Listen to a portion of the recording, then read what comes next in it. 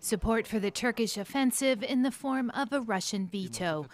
The Kurds have brokered a deal with Damascus to send Syrian troops to the northern border, but neither Syria nor Turkey are seeking to engage directly. According to journalist Wasim Nasra, it's all part of a vast game of chess. Currently, this situation suits both Damascus and Moscow. Judging by reactions on the ground, ever since the rebels lost their Aleppo stronghold in 2016, ever since the Astana process, well, all this is being done in good coordination between Tehran, Ankara, and Moscow. Without the support of their American allies, the Kurds find themselves caught between the Turks and the Syrian army backed by Moscow. Ankara is seeking to weaken and repel the Kurdish forces along the Turkish-Syrian border, while Russia sees this as an opportunity to help Damascus regain almost complete control of Syria. It's not a Russian plan versus a Western plan. It's a Russian plan versus no plan by the West. The West's problem, including France, is the lack of any plan. While Damascus, the Syrian regime, is becoming a minor player, they're trying to benefit as much as possible from those deals being made elsewhere. Moscow sees this as an opportunity to assert more influence in the region, with Iran's support on one side and Turkey on the other. According to this researcher linked to the Russian Ministry of Foreign Affairs, ties have been improving since Turkey purchased Russian missiles at the expense of the Americans.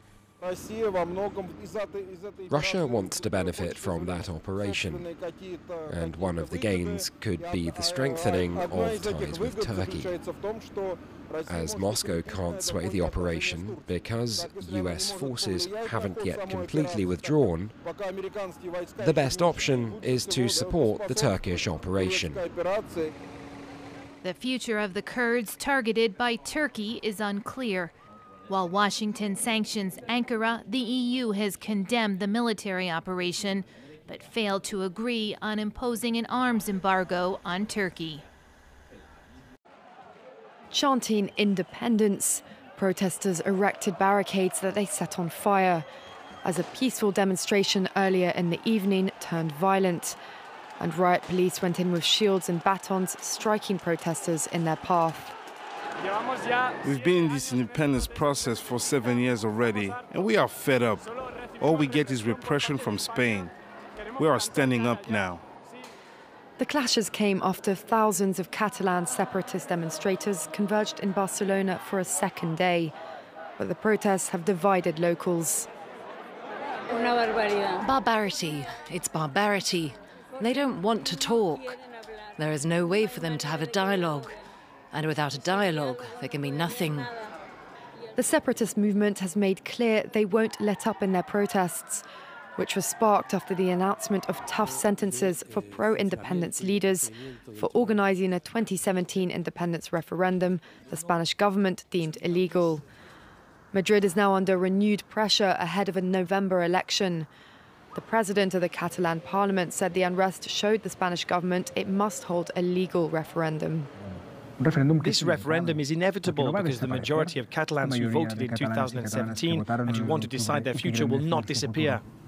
The Spanish government has decried what it says is a minority trying to impose violence. The leader of the centre-right People's Party is calling on Prime Minister Pedro Sánchez to activate a national security law and take control of Catalonia's security forces to guarantee public order. Rob Maxwell reporting. 6 months on, the rebuild of Notre Dame is proving far more complex than envisaged. Workers have spent a significant amount of time clearing lead that melted through the roof, and the building is still precariously fragile.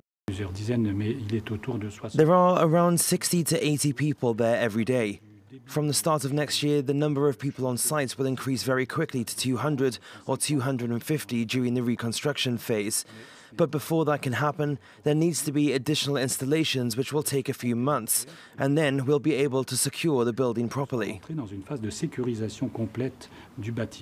President Macron declared that Notre Dame should be rebuilt even more beautiful than before, and within 5 years, a target the restoration's head architect says is achievable.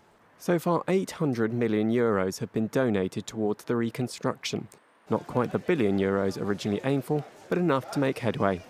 And amid the financial and architectural wranglings, small stories of hope have emerged. Last week, Notre Dame's 14th century icon of the Virgin Mary was rehomed at the church of Saint-Germain-l'Auxerrois. It's a real sign. In the devastated heart of Notre Dame, there are two things standing: the statue of the Virgin and the cross. So as a sign of hope, it's absolutely perfect. The final restoration plan is expected to be given to the French government by the end of 2020. Until then, no one can predict exactly what Notre Dame will look like in 2024, the summer Paris is due to host the Olympic Games.